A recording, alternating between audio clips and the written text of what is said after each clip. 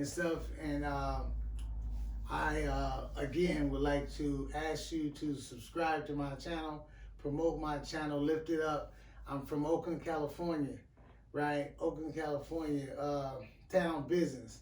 And I am the counselor of the city, and I'm the counselor of the town, and helping those who need it and those who want it, right? And those that may not even know they need it. But so the topic, the title of the class is called Domestic Issues.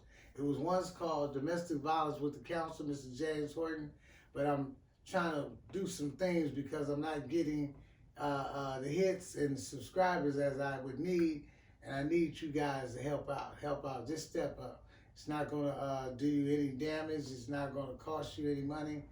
I just need you to grab a hold and open your mind so you can learn some new things and we can all get better as a community, all right? So just push subscribe, the red subscribe button, and the channel is called Domestic Issues with the Counselor, Mr. James Horton, all right? So this paper now is called Writing. It says the writing and relighting of your domestic story, right? We all have a domestic story. It's all some kind of story. We all got a story. That's why I suggest to people, don't wait till you get rich to write your book. Write it right now because it's interesting. And there are millions and millions of people who like to read. So you can get you some money in your pocket. So write your story and recreate your story if you have to. If it's going bad, make it go good. Things like that. So this is called the writing and relighting of your domestic story. It says the writing and relighting of one's story is a narrative description of one's past and our present life. Waiting and relight, it says our present life. It says writing and relighting of one's story describes and defines characters, conflicts, and essential parts of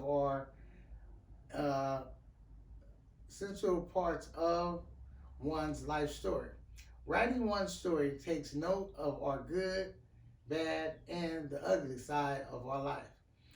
Immaturity causes many of us to write down and take note and even credit ourselves for many of the things we did that were bad. Relighting of our domestic story means to ignite. It means to ignite or cause the ignite again, right?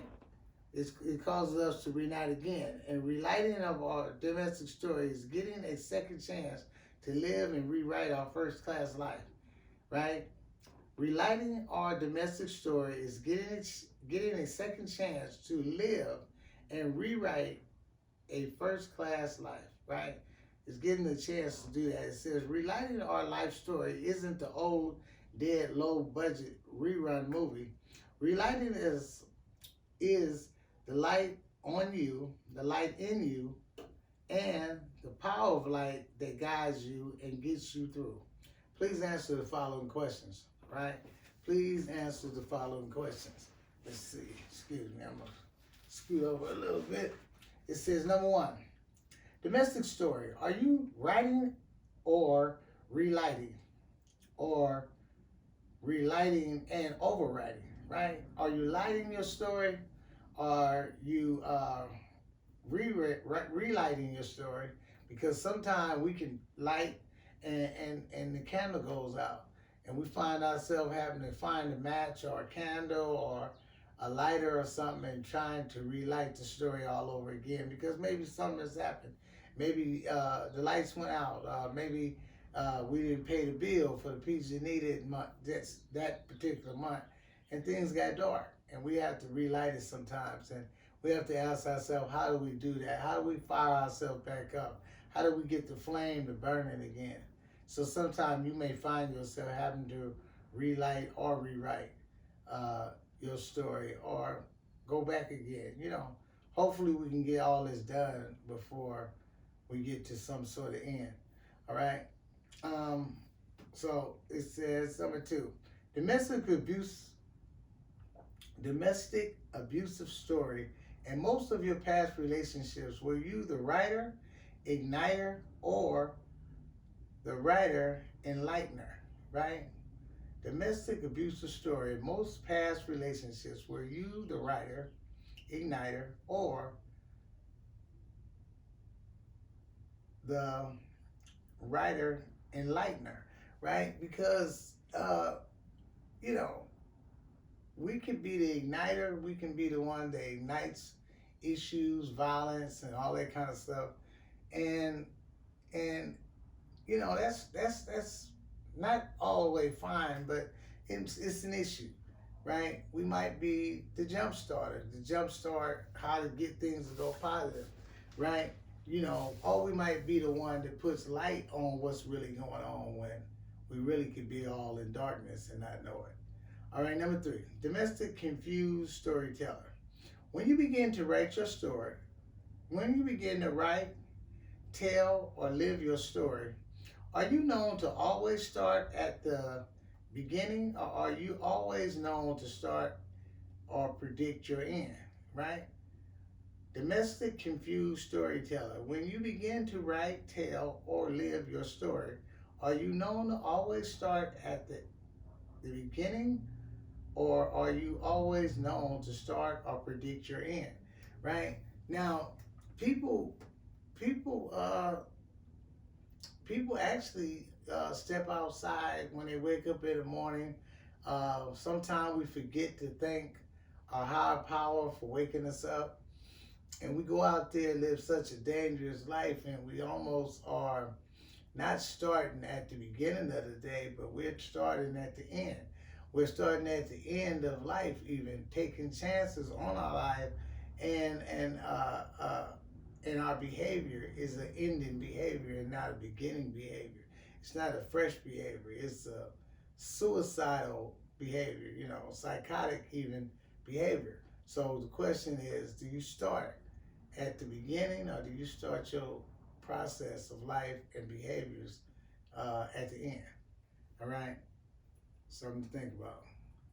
Number 4, domestic writer and relighting story. Domestic writer and relighting story. Did you know when it comes to writing and relighting our domestic story, most of us do the best we can in the class we're in, right? When it comes to um, when it comes to writing and relighting our domestic story, most of us do the best we can in the class we're in, right? It's not that easy for everybody to do it like someone else does. You know, we're not supposed to do it like everybody else does.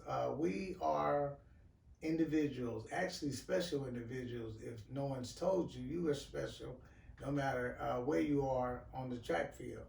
And we have to realize not to, and come to a place to not take things so serious uh, if it seems as though we're not doing things the way other people do it. We just do the best we can in the class we're in, you know. So I wanted to share that with you. Number 5, domestic writing and relighting your street name and making a life change. Does the light make you change, or does your old name keep you the same, right? Does the light of life make you change, or does your old name keep you the same, right? I found that in my process of getting out of the neighborhood, finding new places to hang out, uh, valuing the home that God gave me, uh, and just setting out on a new journey, going into the bigger world. It was no need for me to keep using all those street names, all those code names, and stuff like that. You know, Shody Rough stuff, and you know, Mackin, and you know, Ice Water. You know, these were names that I used in the past, but today my name is you know, the counselor James. You know, fresh names. You know, a rebirth of names. So I don't go into that old slick code name stuff. You know, I'm telling people who I really am, who I was born to be, not who I created within the street or allowed others to create within within me. So it's a whole nother thing, you know. So Domestic writing and relighting your street name and making a life change. Does your light make you change, or does your old name keep you the same? Right? Just wanted to spit that at you. Number 6, domestic writing, relighting of your story. Are you known to always underwrite when it comes to living your story, or are you known to shine the light on what God gave you in His glory? Right? Are you known? Uh, are you known to always underwrite? Not overwrite, but underwrite when it comes to living your story, or are you known to shine the light on what God gave you in His glory? You know, I think the higher power God wants you to tell somebody, man, the good news, not the bad news. They talk about the good news. What's the good news? People always come and saying negative stuff, but we need to shine the light and not be afraid. Sometimes people want to make you feel ashamed of finishing something, or rewarding yourself, accomplishing something, buying a new house, moving to a new place. I mean, it's like uh, everybody else can talk and brag or whatever about what they've done, but you know, it seems like people don't want you to talk about the good news and what God has done. Something's wrong with that. All right. Uh, Number 7, domestic writer, designer, and igniter. When you set out to build up your family or build your house, do you start building from the center or the top down, or do you build from the bottom up? Domestic writer, designer, and igniter.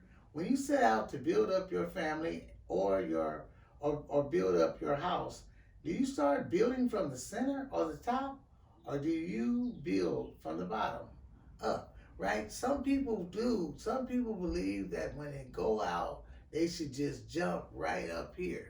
They shouldn't go to work and get no training before they start the job. They believe that they should just come in like, oh, this is my family business. I don't need to start way down there. I don't need to learn all the stuff that you had to learn. I don't need to go through other stuff. I don't need to be on probation at this particular job before I go set out into my lifestyle. I don't need to do all that. If I want a house, I should be able to just go get it without all the paperwork, with all of that. So many people believe that they should start either in the middle or at the top. But it doesn't really work like that. One should start at the bottom, right? If you start building a house from the bottom up, you can build it with a solid foundation, right? You don't build it on water, you don't build it on sand, you build it on a solid foundation from the bottom up, not the from the top down. You build it from the bottom up, right? And if you don't build and have a solid structure at the bottom, the house will fall. The house will fall. Okay. Um, Number 8, domestic domestic written poison script. Were you once the writer igniter of your own jail time and prison script, who finally found the light to rewrite the life script that stopped living like that stopped you from, let's see, domestic written poison script. Were you once the writer igniter of your own jail time and poison script, who finally found the light to rewrite your life script that stopped that stopped living like that stop you from living like an animal in someone's prison cell or in someone's ditch, right? Domestic poison script. Were you once the writer igniter of your own jail time and prison script, who finally found the light to rewrite your life script that stopped you from living like an animal in someone's cell, someone's prison cell, or someone's ditch, right? Now, we used to write a script about jail, and writing a script is not always actually with a pen and paper or a pencil and paper. It's your process. It's being written with or without your permission. It's a higher power that has it written out already for you. And sometimes we detour from the script. But going in and out of prison, some of us have written a script. I remember hearing individuals 30, 40 years ago telling youngsters about going to jail and being back and forth in jail for 30, 40 years. And we used to say, wow, something's wrong with that, right? So for the listeners, and I'm not saying me, I had my turn of going back and forth too, but not to the extreme of some of my friends. And it's amazing, man. It's amazing that 30 years went by and I watched many of my associates. I watched myself at times doing back and forth into jail. But them long stretches writing a script about 30 years in jail, listening to OGs tell stories about 30, 40 years in jail and later following it, writing a script that we would do the same thing as the OGs did. We would give our life up, going back and forth to jail, not even seeing what's going on, not even seeing that we've lost a whole lifetime in the process of writing this script.